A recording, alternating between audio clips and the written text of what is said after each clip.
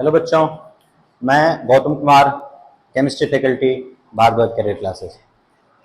आगे हम लोग एक नया टॉपिक डिस्कस करते हैं जो हमने एक दो वीडियो पहले डिस्कस करा था कि हम कुछ लिमिटेड चैप्टर को एक्सप्लेन करेंगे, वो लिमिटेड चैप्टर को पढ़ेंगे जिसको करके हम कुछ ज़्यादा स्कोर कर सकते हैं जेईई मेंस में या नीट में, किसी में भी कॉम्पिटिटिव एग्जाम में। तो एक और चैप्टर लेकर हम डिस्कस करते हैं। अगला चैप्टर हम ले लेते हैं general organic chemistry. General organic chemistry, इसमें ज्यादातर टाइम जो क्वेश्चन आता है रिएक्शन मैकेनिज्म से क्वेश्चन आता है, और रिएक्शन मैकेनिज्म में भी जनरली स्टेबिलिटी के बेसिस पर क्वेश्चन आ जाता है। कार्बोकेटाइंस के स्टेबिलिटी का ऑर्डर पूछ लेता है, फ्री रेडिकल की स्टेबिलिटी का ऑर्डर पूछ लेता है। तो इस तरह से जनरली स्टेबिलिटी के बेसिस पर क्वेश्चन आता है, या कभी नेमिंग के बेसिस पर क्वेश्चन आ जाता है, कभी ऑप्टिकल आइसोमेरिज्म के बेसिस पर क्वेश्चन आ जाता है। इस तरह से इस चैप्टर को कंप्लीटली आपको करना भी है, किसी भी हाल में इस चैप्टर को कंट्रोल करना है। तो हम लेट स्टार्ट कर लेते हैं नेमिंग से, नोमेनक्लेचर से, फिर हम आगे के वीडियो में फिर आगे का टॉपिक डिस्कस कर लेंगे। हम कर लेते हैं नोमेनक्लेचर। नोमेनक्लेचर है IUPAC नोमेनक्लेचर। जनरली क्या होता है कि नोमेनक्लेचर आता तो आसान ही है, लेंदी सा बिल्कुल नहीं रहता, छोटा सा रहता है, ट्रिकी सा रहता है क्वेश्चन। तो सबसे पहले हम स्टार्ट तो कर लें। तो नेमिंग का भी हमने क्या किया हुआ है, दो चार शॉर्ट पॉइंट्स हमने सोचे हुए हैं, उन शॉर्ट पॉइंट्स को ही अप्लाई करके ऑलवेज हम लोग नेमिंग करते हैं। तो नेमिंग करने का क्या होता है, पहला पॉइंट, सबसे सिंपलेस्ट तरीका ये कि सबसे पहले कंपाउंड देखो, उसमें तुम लॉन्गेस्ट चेन पता करो, जिसको पेरेंट चेन कहते हैं।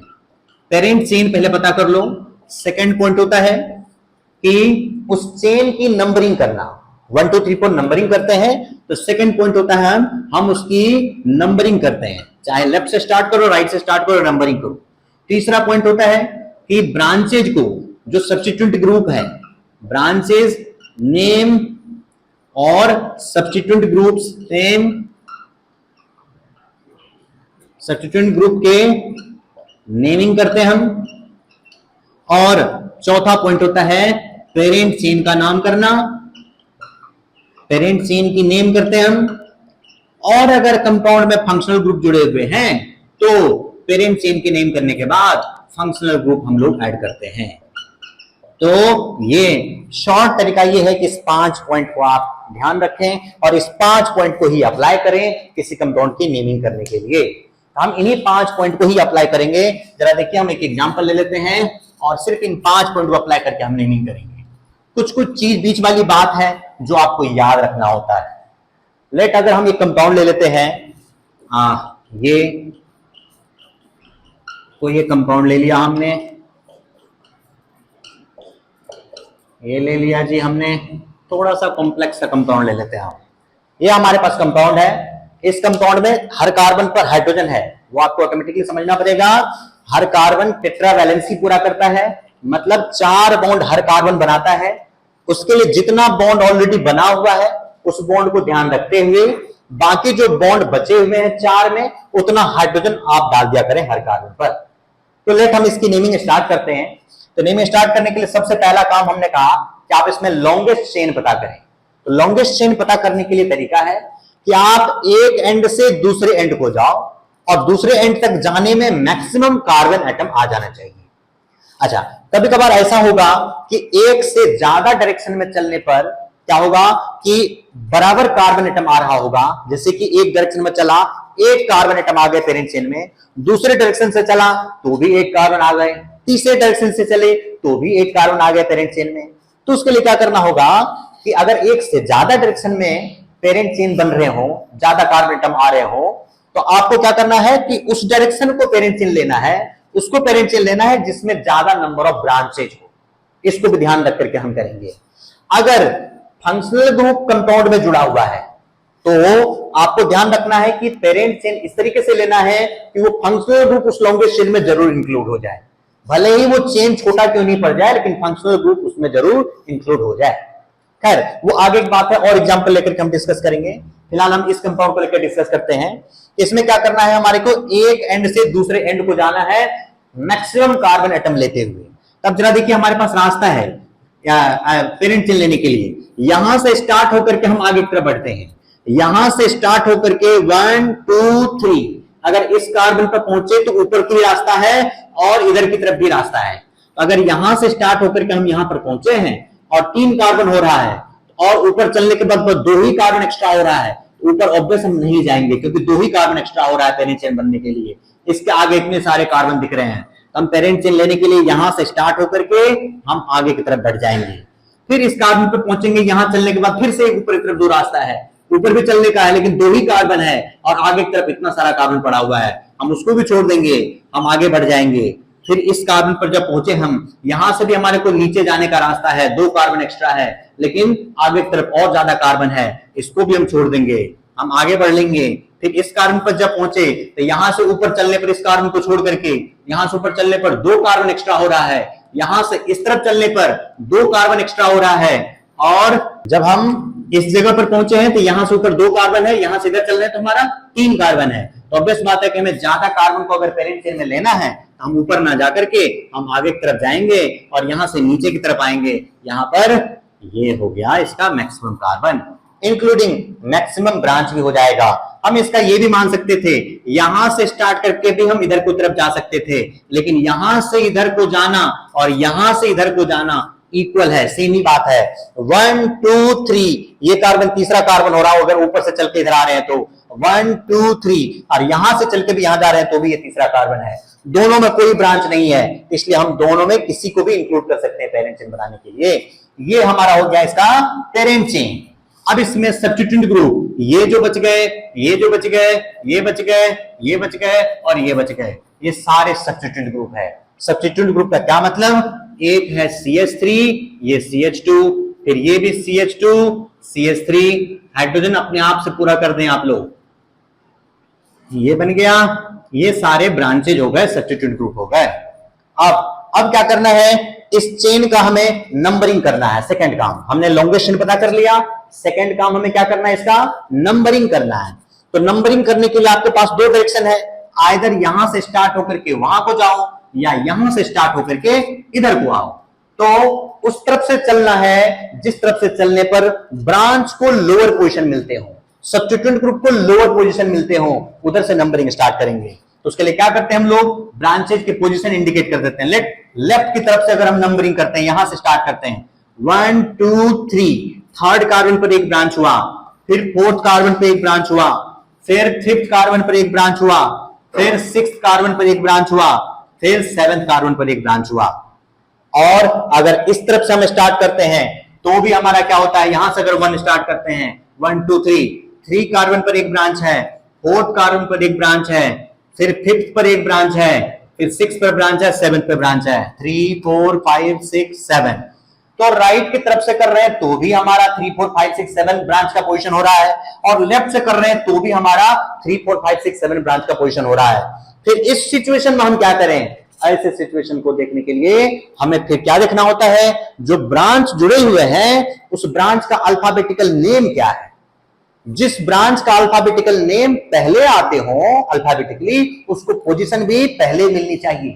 तो आप जरा देखिए, इस ब्रांच का नाम होता है CH2, CH3 का नाम है इथाइल, और इस ब्रांच का नाम होता है मिथाइल। तो अब सोचें आप कि इधर से 3 पर इथाइल आ रहा है और उधर से अगर कर रहे हैं तो 3 पे मिथाइल आ रहा है, तो अल्फाबेटिकली कौन पहले आता है, किसको पोजीशन पहले मिलनी चाहिए। ऑब्वियस बात है, अल्फाबेटिकली ई पहले आता है, इसको पोजीशन भी लोअर मिलना चाहिए। हम इसकी नंबरिंग कहां से कर लेंगे, लेफ्ट से राइट तरफ नंबरिंग करेंगे इसकी हम 1 2 3 4 5 6 7 8 9, ये 9 कार्बन के चेन बन गए। अब सारे ब्रांच को पहले अल्फाबेटिकल ऑर्डर में पोजीशन के साथ पहले लिख लेते हैं, फिर हम पेरेंट चेन का नाम लिख लेते हैं। तो यहां पर क्या है, 3 पे 4 पे 5 पे 6 पे, इन चारों जगहों पर क्या है, इथाइल है। तो अगर एक ही तरह के ब्रांच 2 या उससे ज्यादा हो तो उसके लिए कुछ वर्ड यूज किया जाता है उसको बोलने के लिए। 2 के लिए हम लोग डाई बोलते हैं, 3 के लिए ट्राई बोलते हैं, 4 के लिए टेट्रा बोलते हैं, 5 के लिए पेंटा बोलते हैं, इन द सेम में बढ़ता है हमारा। तो फिलहाल यहाँ पर 4 इथाइल ग्रुप है, तो हम लिखेंगे 3 4 5 6 और चारों का पोजीशन भी लिखना है पहले हमें, 3 4 5 6 टेट्रा इथाइल। और फिर 7 पे क्या है हमारा, मिथाइल, 7 मिथाइल। अब कोई ब्रांच हमारा नहीं बचा, पेरेंट चेन हमारा एल्केन ही है, इसमें कोई ना तो डबल बॉन्ड है, ना तो ट्रिपल बॉन्ड है, ना तो कोई फंक्शनल ग्रुप है, तो हमारा सिंपल एल्केन है। तो सिंपल एल्केन 9 कार्बन का होता है, नोनेन। तो ये हो गया जी नोनेन। इस तरह से हम क्या कर सकते हैं, एक सिंपल हाइड्रोकार्बन का हमने नेमिंग किया। हम इसके बेसिस पर और कर सकते हैं नेमिंग। अब जैसे मान लीजिए अगर कोई दूसरा कंपाउंड ले लेते हैं, हम एल्कीन ले लेते हैं, ये एल्केन हो गया। एल्केन में थोड़ा सा मुश्किल होता है पेरेंट चेन पता करना, क्योंकि हमें एंड पता नहीं होता कि किधर से किधर को जाए, हमें हर तरफ से चेक करना होता है। लेकिन यही में अगर हमारे को आ जाए एल्कीन्स का नेमिंग करने के लिए, तो एल्कीन्स में क्या होता है कि एटलीस्ट इसमें डबल बॉन्ड तो होता ही होता है, इसमें ये होता है। तो इसका पेरेंट चेन पता करने के लिए हमें क्या है कि ये फिक्स हो गया कि डबल बॉन्ड लॉन्गेशन में इंक्लूड होना ही चाहिए। तो आप इसमें यहां से स्टार्ट होकर के इधर की तरफ नहीं जा सकते, आपको यहां से देखना ही पड़ेगा, बिकॉज डबल बॉन्ड को लॉन्गेशन में रखना है। तो डबल बॉन्ड को लॉन्गेशन में रखना है तो इस कार्बन के बाद इधर को आना ही है आपको। तो पेरेंट चेन बनाने के लिए यहीं से आपको आगे बढ़ना पड़ेगा। यहां से हम आगे बढ़ जा रहे हैं, ऐसे चल रहे हैं हम लोग, और नीचे की तरफ जाएंगे तो मैक्सिमम कार्बन होगा, तो यहां से हम नीचे की तरफ चले गए। ये हमारा पेरेंट चेन बन गया। उसके बाद फिर इसमें होता है कि ये ब्रांच होता है, ये ब्रांच होता है, 2 ब्रांच है। तो हम अब इस पेरेंट चेन हमने पता कर लिया, लॉन्गेशन पता कर लिया हमने, फिर इसकी हमें नंबरिंग करनी है। नंबरिंग करने के लिए अब सब्स्टिट्यूएंट ग्रुप का ध्यान नहीं रखना, अब हमें डबल बॉन्ड हो या ट्रिपल बॉन्ड हो या अगर कोई फंक्शनल ग्रुप हो उसका ध्यान रखना है। वो लॉन्गेस्ट पोजीशन, वो सबसे छोटे पोजीशन पे आना चाहिए, उसका पोजीशन सबसे छोटा होना चाहिए।